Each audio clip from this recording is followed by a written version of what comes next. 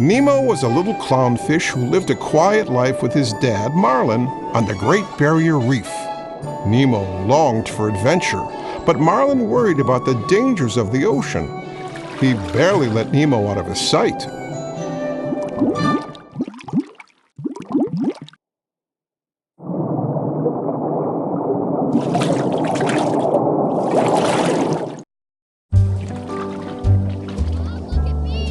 On the first day of school, Marlin overheard Nemo and his new friends daring each other to swim out over a steep cliff. Come on, Nemo! How far can you go?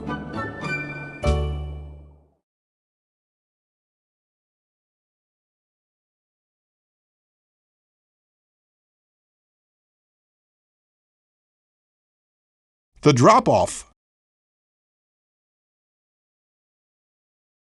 The drop-off.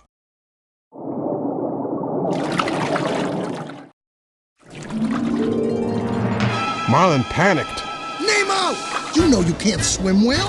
I can swim fine, Dad, okay? Nemo darted up toward a boat on the surface.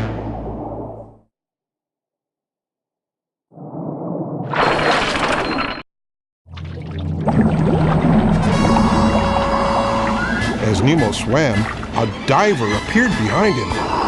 The diver pulled out a net and caught Nemo.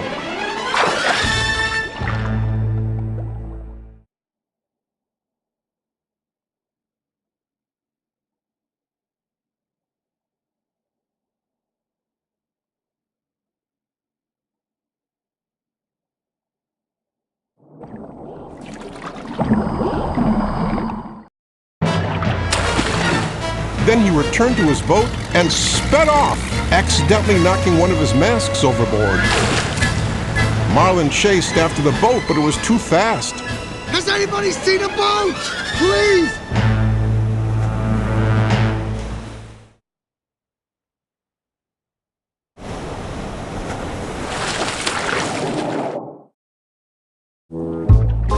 Marlin soon bumped into a blue tang fish named Dory who offered to help.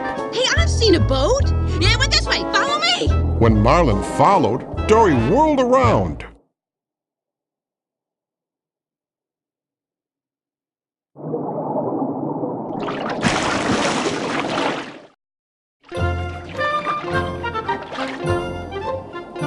Stop following me, okay? What are you talking about? You're showing me which way the boat went.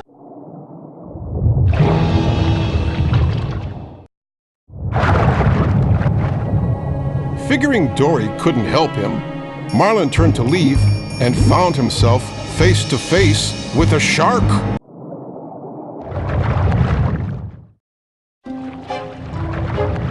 The shark invited Dory and Marlin to a get-together in an old sunken ship.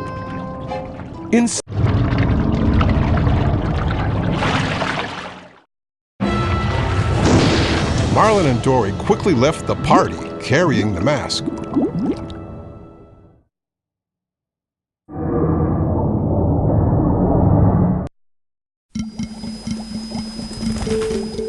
Miles away, Nemo had been taken to a fish tank in a dentist's office.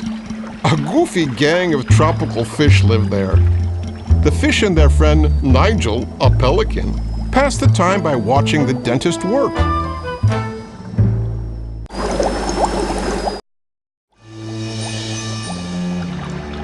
That night, Nemo learned that he would be given to Darla, the dentist's niece.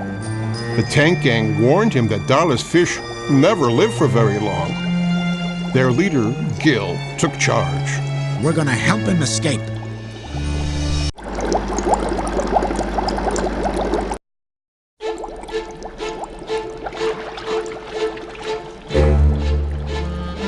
Gil explained that if someone could jam the water filter, the dentist would take the fish out of the tank to clean it. When he put the fish in plastic bags, they could escape by rolling out the window and into the harbor. But who?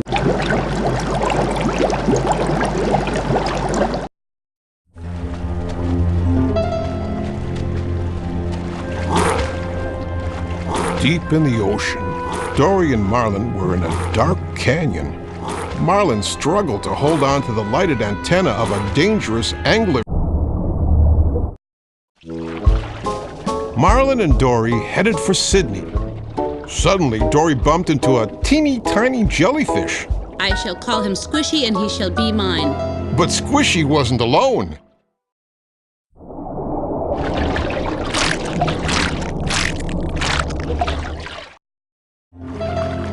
Soon they were surrounded by an entire forest of deadly jellyfish.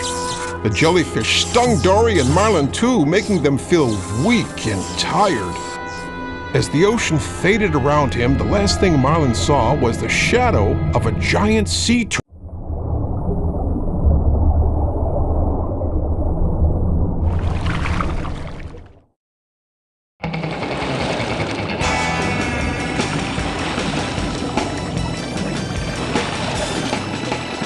When Marlin woke up, he was lying on the sea turtle's shell. The turtle introduced himself. Dude, name's Crush.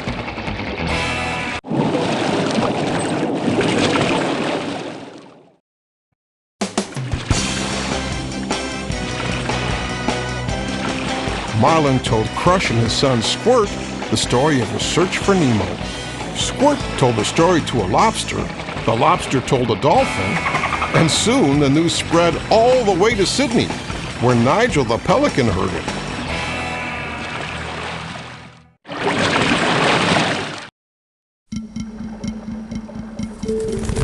Nigel sped off to the dentist's office to tell Nemo.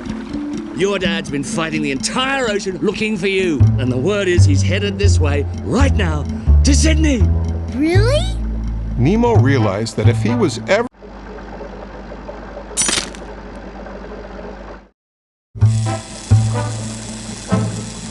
He took a deep breath and carefully jammed a pebble into the tank's filter, stopping its swirling blades.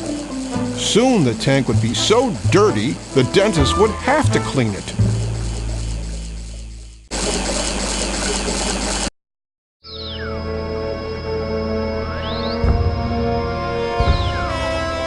But in the morning, the tank was still clean. The filter had been changed during the night, ruining their escape plan. Then the dentist slipped a net into the water, capturing Nemo. Help me!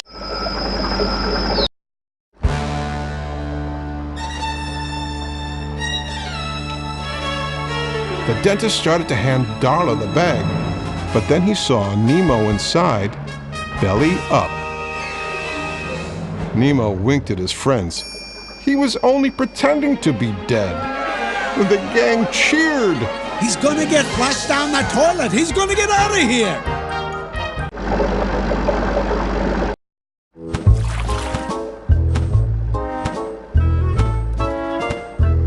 Outside Sydney, Marlin and Dory had met Nigel, who flew them straight to the dentist's office. The pelican soared inside with the two fish in his beak. Marlin saw Nemo floating upside down in a bag. Nemo! Marlin thought his son was dead.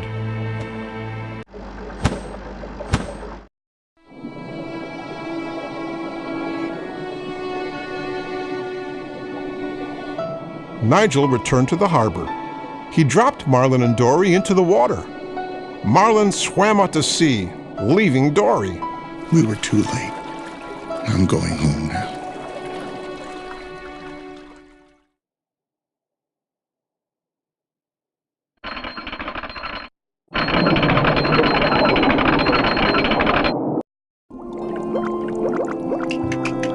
After Marlin left, Nemo swam out of a nearby pipe. He had been flushed. Nemo spotted Dory swimming in circles. Are you alright? I'm Nemo. Ah! You're Nemo! Dory hugged him happily.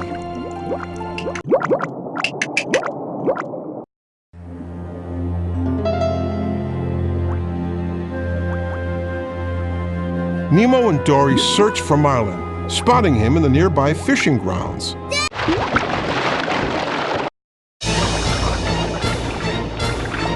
Together, the fish swam down until the net broke. Everyone was free.